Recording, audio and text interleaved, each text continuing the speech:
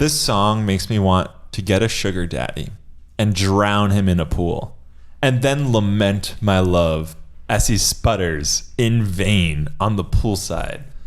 Wildest, I watch his Wildest. I watch the life fade from his eyes. Jesus fucking Christ.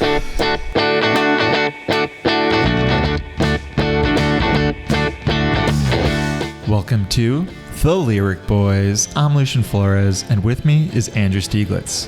In every episode, we take one of our favorite bands or musicians, and we pick 10 of their wildest, craziest, weirdest, most funny lyrics, and we talk about it. And on this episode, we're talking Lana Del Rey. So Lana, I was not really aware. I mean, I knew who she was, but I was not in that world. I definitely, I never really sought out Lana Del Rey. I knew a couple of her radio hits like Summertime Sadness, but I wasn't really in that world. So this is, Lucian, I want to hear like give me a little backstory. What's Lana about? Yeah, so I like Lana. It took me a while, I think, to be like, fuck it, she slaps. Her music's great. I think it's her last album from 2019, Norman fucking Rockwell, whereas my Amazon Alexa says Norman, then it makes an ear-curdling, terrible screech. Rockwell. Whatever. Norman. It's bad. Yeah, so that album is like an hour long, and it top to bottom awesome. And I was like, okay, I was in LA, living there for a month, just like driving down the highway, listening to songs about places I'm passing, being like, this is great.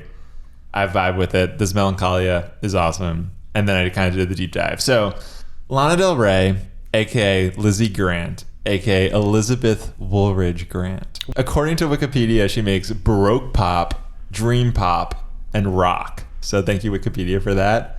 I saw it described as Hollywood sadcore, which I like a lot more than just rock. Yeah, what the fuck is rock? Somebody saying I like rock music is like somebody saying I eat food. Air is great. Love it. Yeah. I drink liquids. Yeah. Oh, so what do you like to drink? Liquids.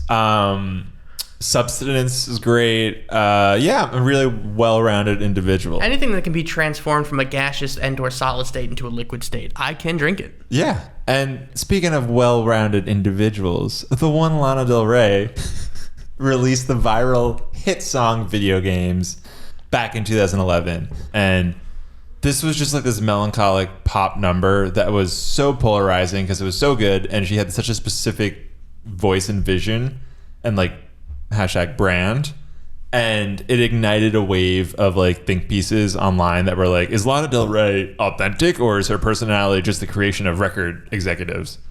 And it's basically since then, I think she's like proven herself that this is just who she is, and she's released 5 albums. And in her song, she sings about California, bad boys. She name drops like every classic American product, and she talks about partying a lot. And yeah.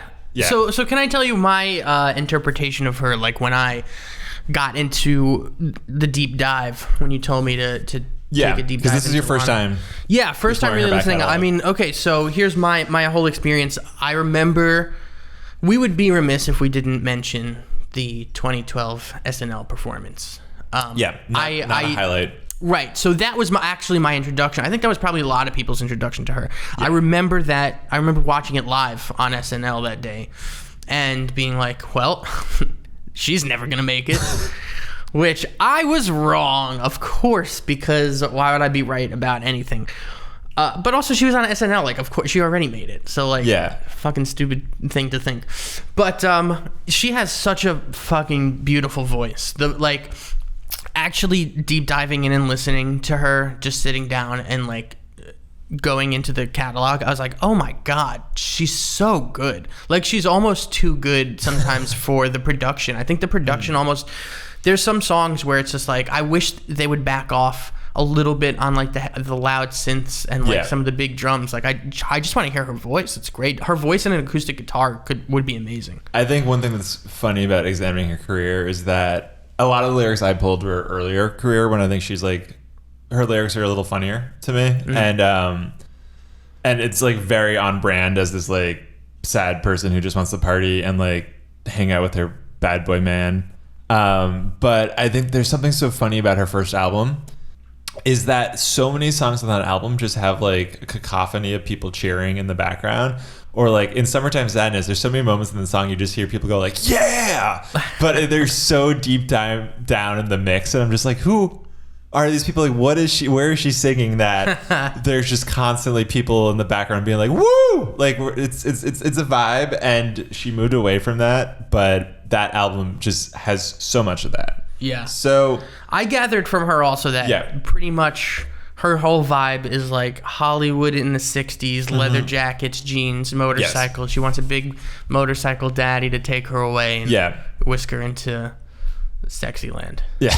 And so I'll give my Lana Del Rey fun fact, and then we'll go into the lyrics. But my fun fact is that she went to Fordham University, which is where my cousin and my aunt went. So go Rams. That fact is literally only fun to you and nobody else. It is fun to me, my cousin, and my aunt.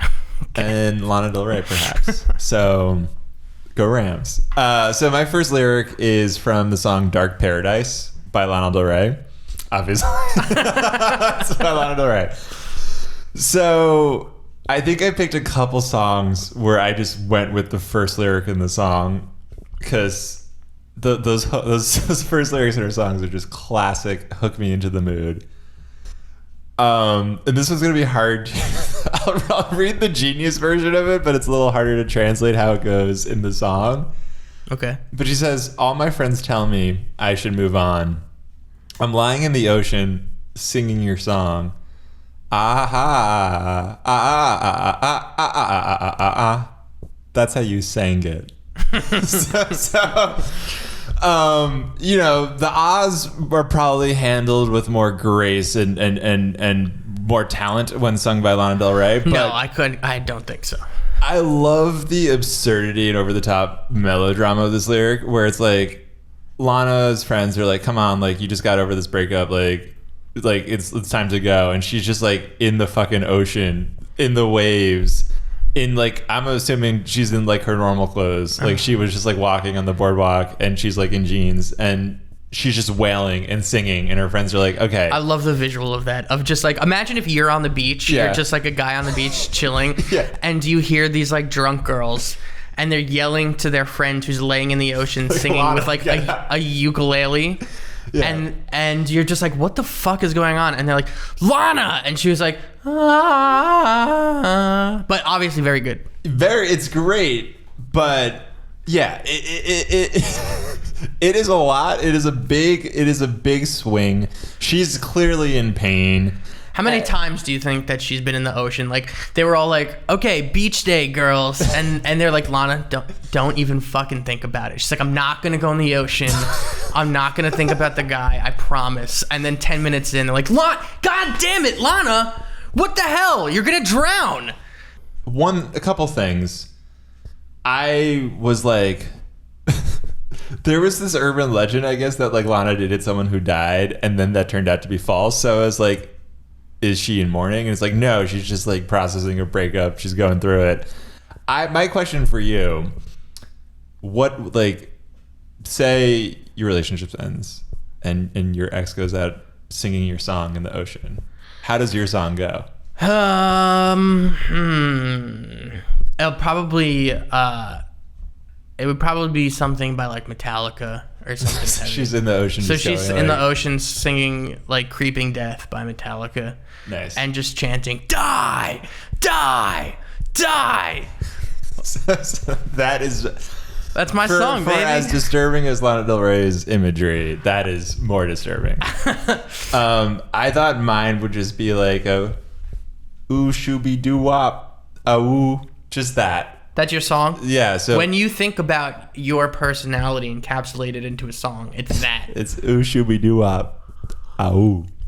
I love that's a good disappointing. So I'd like to imagine that anyone who's been heartbroken by me is just in the ocean going, ooh, shooby doo.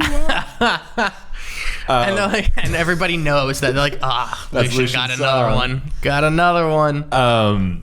Yeah. So just quickly, there's another verse in the song, and we don't have to talk about this, but where she's like, there's no remedy for memory. Your face is like a melody. It won't leave my head. Your soul is haunting me and telling me that everything is fine. But I wish I was dead. Dead like you.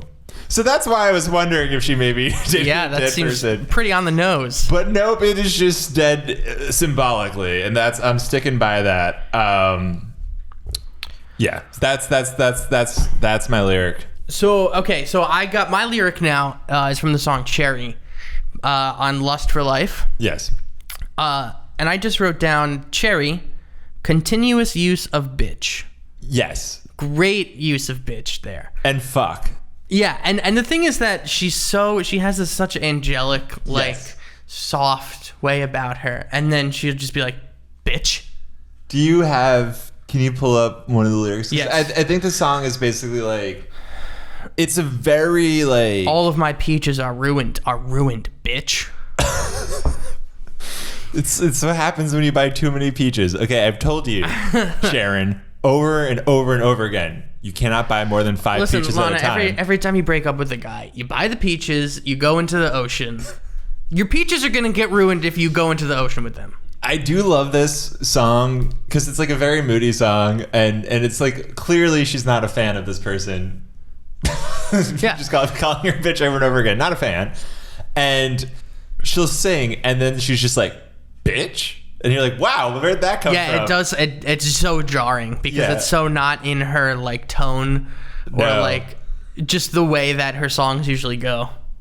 That's why I love it. Continuous use of bitch. Keep doing it. How doesn't the song end with her just going like, fuck? Yeah, it does. A ruined bitch. A ruined fuck. It's great. I love it.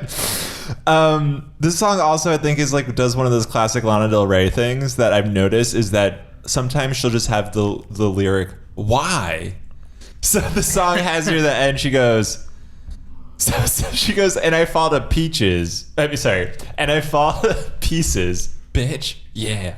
I fall to pieces when I'm with you. Why? Because I love you so much. And there's like multiple songs where she just like out loud is like, why? Yeah. And then she answers it. And I find that, I like that give and take. It's very funny to me. It's like she's like trying to figure it out. Yeah, I love it sounds like that inner monologue that's happening right there in the studio. Yes. Like she didn't write the lyrics yet, and she's just like singing, and she found out in the moment. She's like, why? Oh. She's like kind of doing her own therapy. She's like, why am I falling to pieces? Oh, yeah, it's because I love you so much. Yeah. Yeah. Hey, happens to the best of us. So I think I was trying to avoid this song, but I thought I'd be remiss to not mention video games because it's Great. That I do genuinely love that song. I remember that song came out and I was like, I love this, and this is not in my oeuvre of music I listen to necessarily, and I was like, I do genuinely love this though, and yeah, Great word. I was just like, this is not me yet, but I love it, and eventually I will go to bat for it. And now I am. But this video games is also very like interesting, funny lyrically. It's just like this woman who's like loves her man, and it's just like, you can play your video games and like I'm content hanging out with you. But my favorite lyric, and the lyric that sticks with me the most, is, I heard that you like the bad girls. Honey, is that true? I like the way that you say that. It's so earnest. That's what it feels like in the song to me, because it's like, what would you do if your girlfriend suddenly asked you that question? Like, to me, that feels accusatory. It's like, me? The bad girls? No, like, absolutely not. Like, I like good people. I like kind, respectful people. That's my type. Bad, no. And I'd be like sweating bullets, just being like, who told you that I like the bad girls? I'm wondering why would be such a problem for you though. Like, why is that? Why is liking the bad girls like seen as like you like are a pedophile? I didn't say that. You're acting like she just said, like, honey, I heard you diddle kids. Is that true? I would just be like, maybe, I don't know. Not to the diddling kids, to the liking, to the liking bad girls. It's just for me, just the idea that, like, at what point you're just like 3 years into this relationship or whatever, and then you just come back from work and you're like, you sit down in your chair. You like, this is coming from a very real place. You open up your TV guide and start looking at what to watch. So this is 1974, and your girlfriend comes from the other room where she's just been painting an expressionist painting, right? Just paint a scene, and she's like, "Oh, hey, I'm so glad you're home." I'm already turned on by this. I heard that you like the bad girls, honey. Is that true? And you'd be like one of those. It's disguised as an innocent question. Yeah, but then it's just like. I heard you like. Who'd you fuck? Because that's the thing is, like, I heard you. So, I heard it through the grapevine. Like, someone told me this. I got word that you like the bad girls. Where'd that come from? And I like, who's dripping this information out there? Who's leaking it? And also. See, in my interpretation, I know that we're not doing a deep analytic of the songs, but my interpretation of that was that she is the bad girl. So if that's true, true, little Billie Eilish reference. Oh, whoa. But if that's true, then that would be a good thing. Like, I heard that you like the bad girls. Well, if so, let me get bad for you. Interesting. It's a lyric that perplexes me, and I loved it. And do you have anything for video games, or did you stay away from it? No, I kind of thought that you were gonna take video games, so I left it. So look at that. Yeah, look at that. We didn't even do talk have about a that. song from Florida Kilos. Yeah. Do you know that for the album Ultraviolence? Ultraviolence. Yes. Ultraviolence. Yes. Produced by Dan Auerbach. Oh, cool. Yeah. So the lyric is, "Come down to Florida. I got something for you. We could use the kilo." We can use the what? The kilos or the keys, baby? Oh yeah, guns in the summertime, chicka cherry cola time, prison don't mean nothing to me.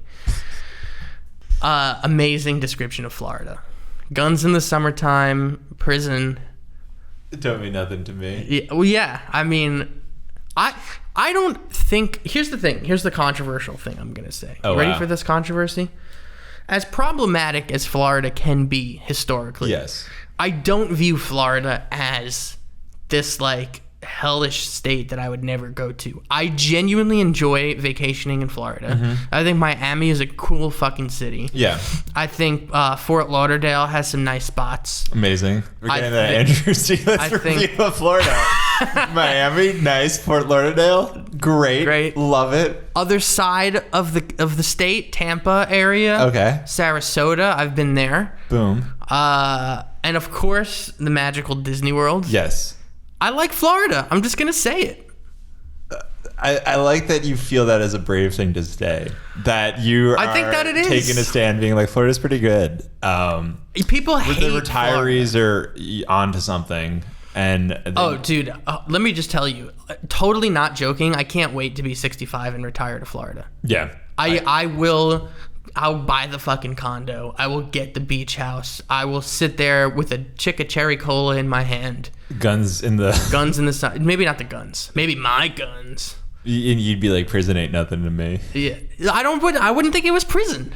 I like it. Well, okay.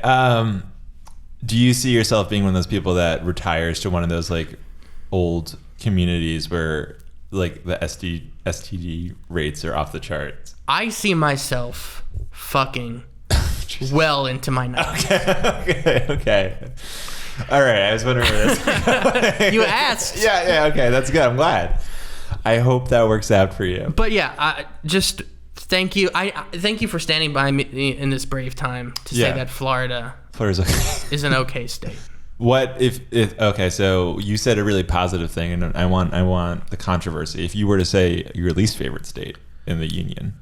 In the Union or in the United States? United States. Or the Confederacy. Yeah, I see your point. All right. My least favorite state?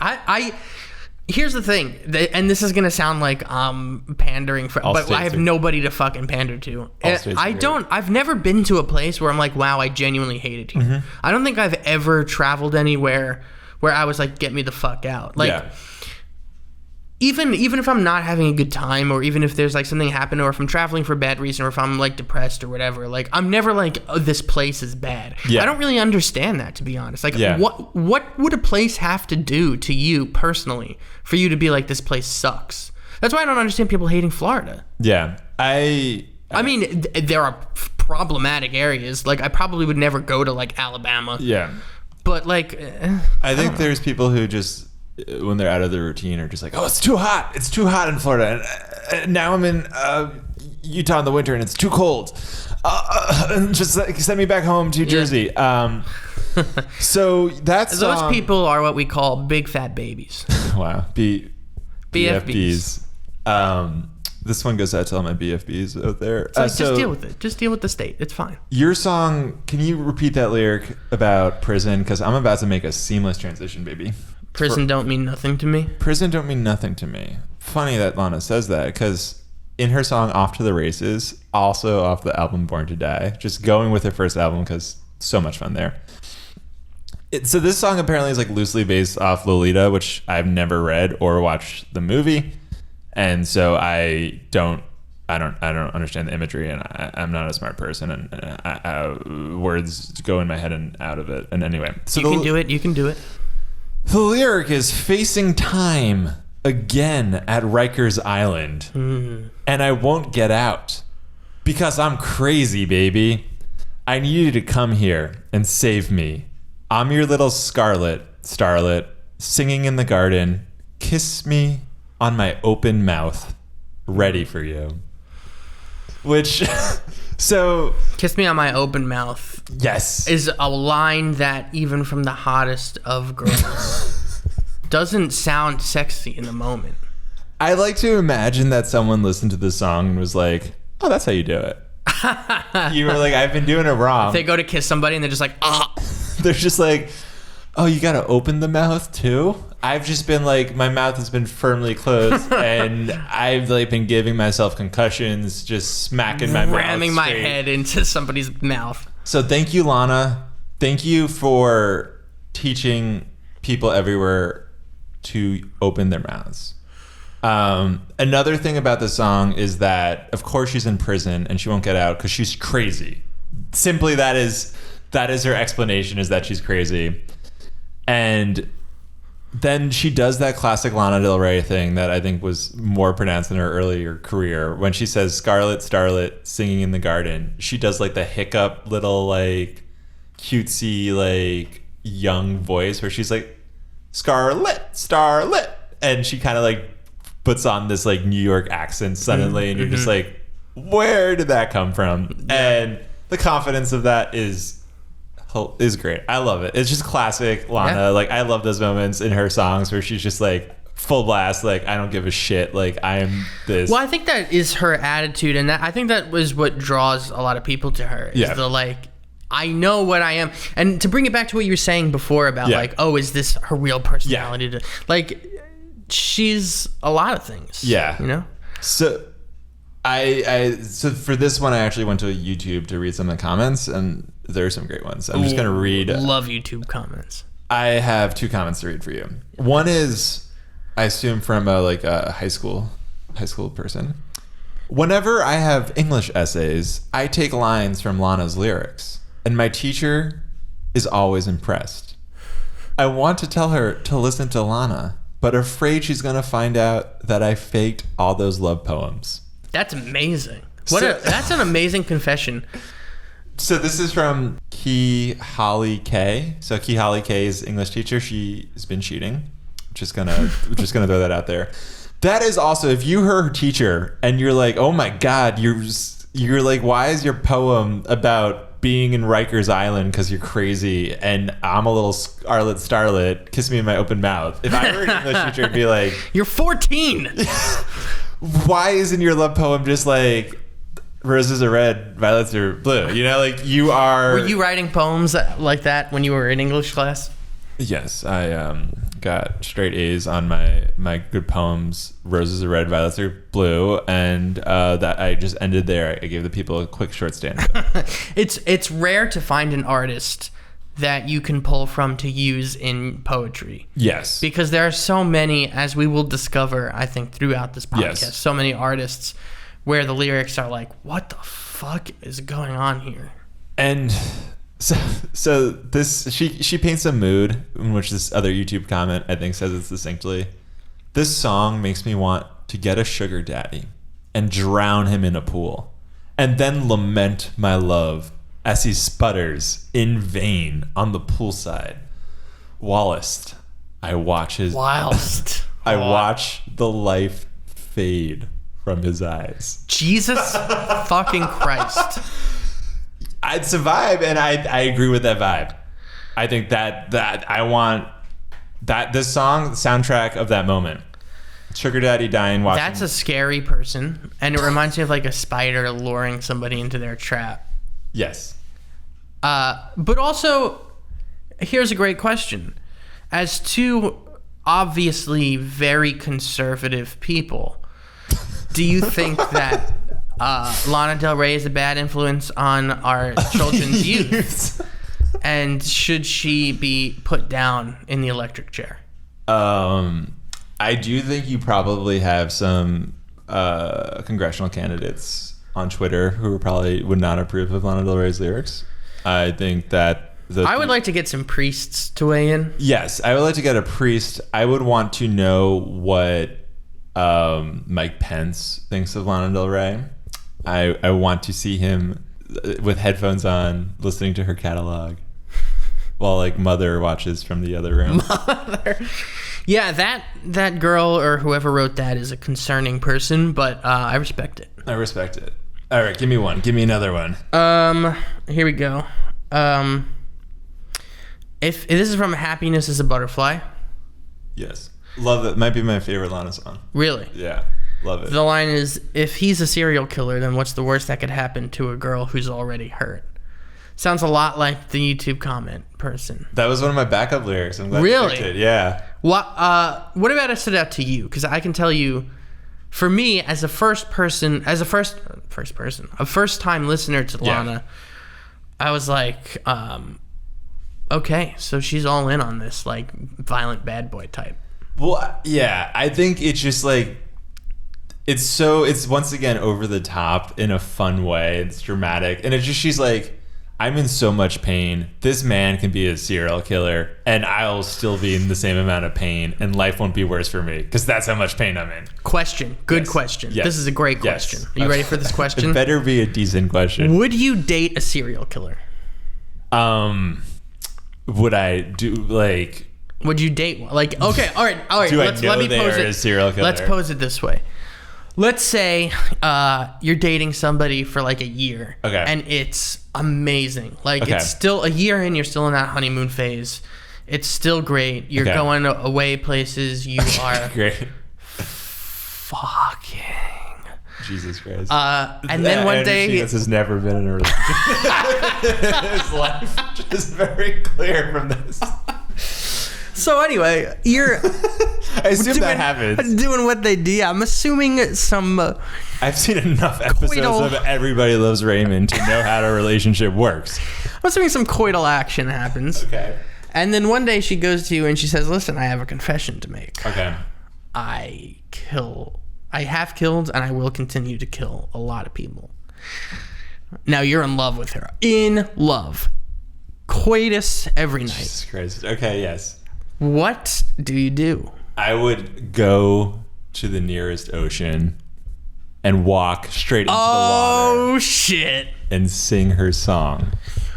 Would you, after doing that, then break up with her? Yes. I would also have all my stuff in a car and I'll be probably moving to a different state and changing my name. Maybe. What if she says, I guarantee, what if like she's like, scientifically, I can prove to you that I won't kill you because I have inserted a chip in you, that if I kill you, I die too. So I will not kill you. I won't, like, you are safe, your family is safe, but I'm a serial killer. Okay. Definitely not my type.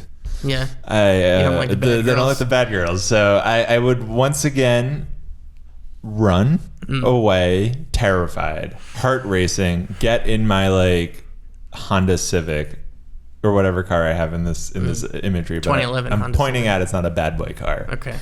And I'm getting out of there screaming to myself in terror.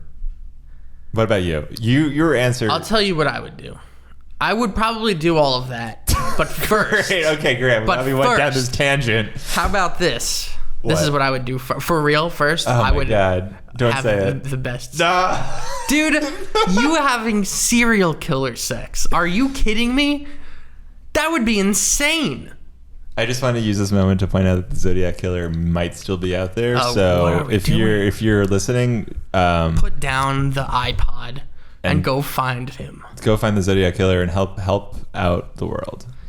So I got a lyric. I got a lyric for you once again from Lana's first. Well, it's from the Paradise EP, which is like came out soon after her first album, I believe.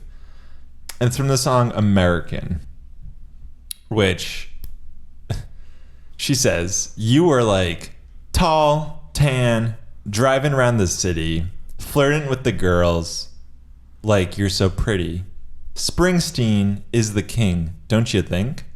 I was like, hell yeah, that guy can sing. Which I love just how simple that interaction is. It's just like Springsteen, oh yeah, that guy can sing. Sinatra, oh yeah, that guy can also sing. Like the Beach Boys, those boys can sing. It's just like naming every band that has a singer of being like, yeah, they can sing. if this verse continued, it's just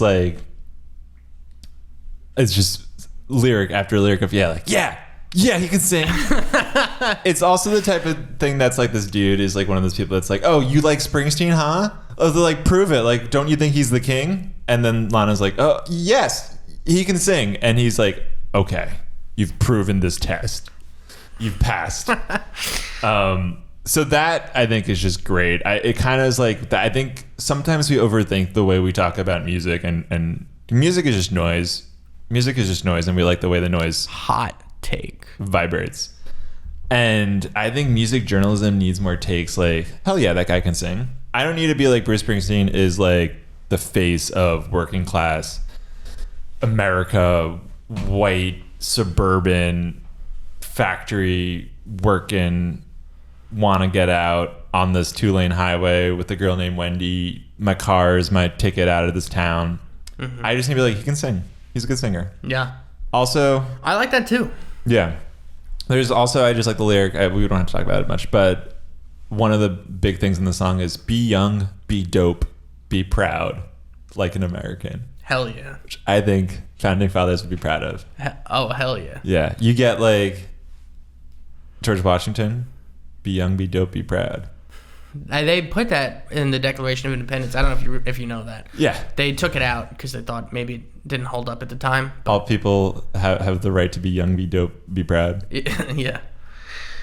All right, here's a song that I picked called Love Song. Love song.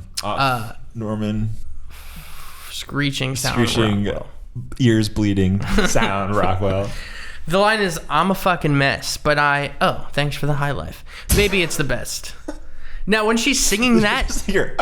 Yeah, when she's singing that, it doesn't sound like she's interrupting herself to say thanks for the Miller High Life.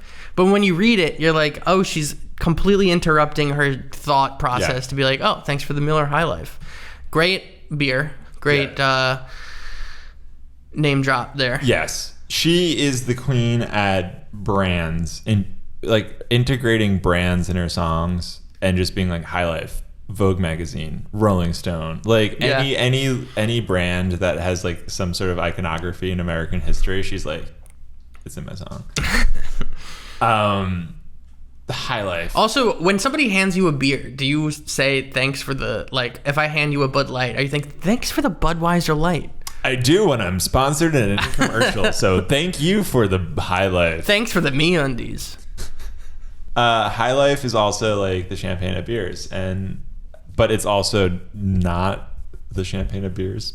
If you know what I'm saying. It's like, I think it's okay. It's okay, but it's not the champagne of beers. And I feel like I like that vibe here because Lana's singing about this life, and she's hiding behind the champagne of beers. But it's just the champagne of beers. It'll never be champagne. That's true. Oh, wow. Damn. That's deep. Deep. All right, you got a last one? Is this the last one? This is my last one. So this is from the song California, also from Norman fucking Rockwell. Okay. Which is this is honestly not that funny of a lyric, and it's another lyric that I've picked that is just the first lyrics of the song, because I spilled coffee all over myself. Oof, baby. So I just am proud of Lana in this song right now. She says, "You don't ever have to be stronger than you really are when you're lying in my arms, baby. You don't ever have to go faster than your fastest pace, or faster than my fastest cars." I like that. I kind of think it's a little bit of a mixed message, because in most of her songs, she's like, ride me hard, leather daddy. Yes, okay. Not explicitly, but like it's implied. Almost explicitly. Almost explicitly, yes. Yeah. Well, so that's what I like about this. I'm like, for years, she's been like, I need a tough bad boy. And now she's like, you know what? You don't have to pretend to be strong. Like, I'll hold you. That's fine. And you don't have to go fast. Like, yeah. And, you know, listening to the song as a weak, slow man, it empowers me. Mm-hmm. I agree with that. I don't have to be strong. I can hold you you can hold me in your arms and I'll just wilt into a sack of shit. Great. Sign me up. You are doing wonders for your single life right now. The other thing about this is that not only is it an encouraging moment, but it's also kind of like a humble brag that she's got lots of fast cars. Because she's like, you don't have to go you don't have to be strong, and you don't have to go fast at a fast pace. Or my fastest cars. Yeah, that's right. I got a like Benz. all the fucking I got a Maseratis pickup. I get. I got a Mazda Miata. I got a Mazda 2. I got Hell yeah, Mazda 2. Got a Mazda 3 5-door. I got a Mazda 6. I got a Mazda CX-5. I got a Mazda CX-7. I got a Mazda CX-9. This podcast is sponsored by Mazda. This podcast is brought to you by Toyota. Drive Vroom, vroom. responsibly. Wasn't that Mazda's slogan? Vroom, vroom. Yeah. Yeah, vroom vroom.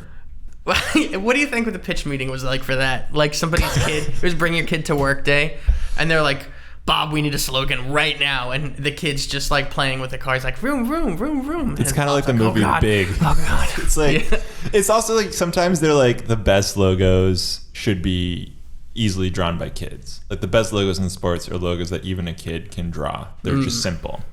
And I think Mazda was like, we hear that advice, and the best slogans should be what any child can say. Because, hey, vroom vroom. I honestly, well put.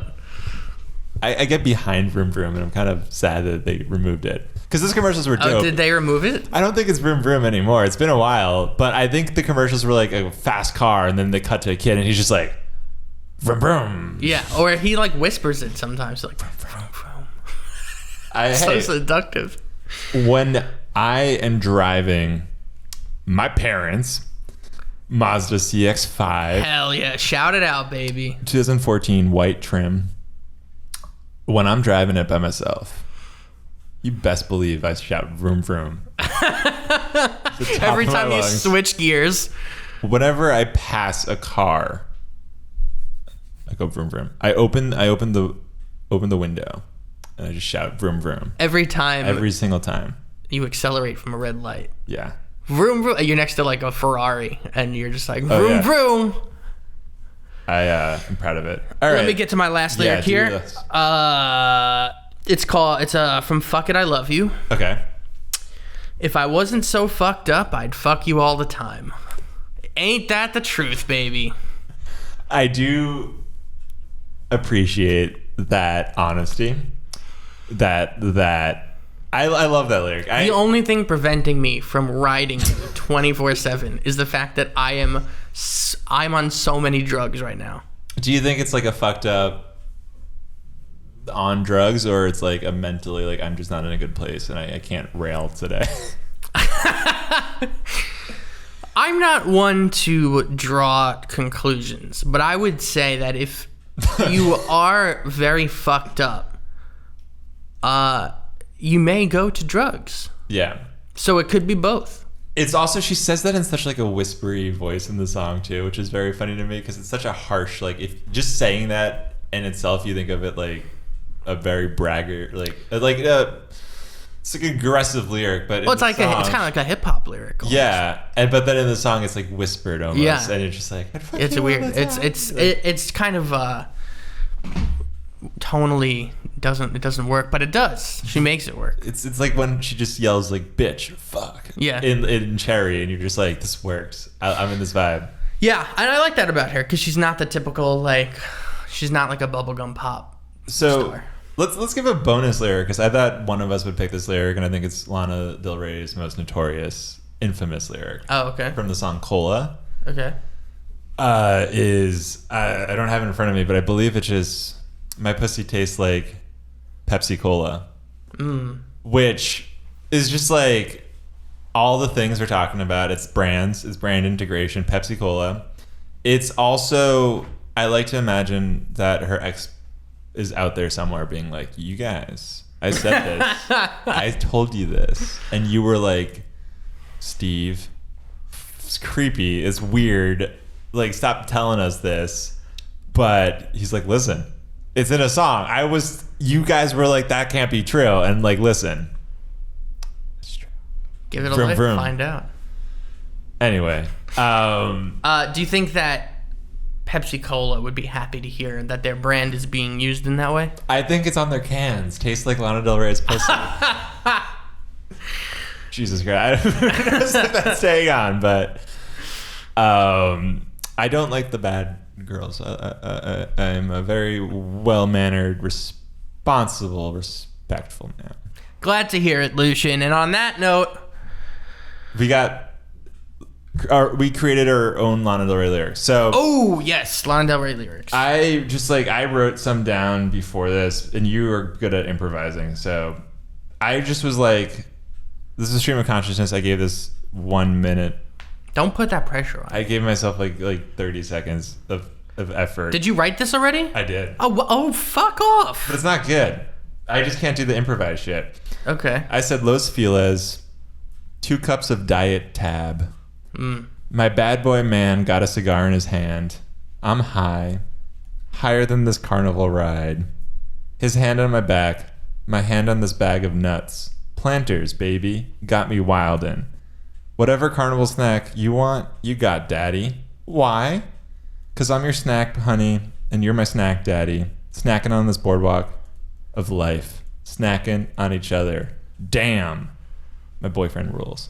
Wow. That is very, very Lana. That is. From the little bit that I know about her, it sounds like that could absolutely be a Lana lyric. Yes. I think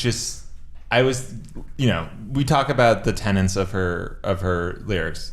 It's California, bad boys, brands, high off life, boyfriend just rules. It's that. It's just it's American dream. She's living it. All right, I got lyrics. Oh man! All right, here we go. You ready for this? I see you writing so fast. I'm just trying to do some stream of conscious Lana. All right, here we go. Yes. Like the Beatles in '69, going our separate ways is fine.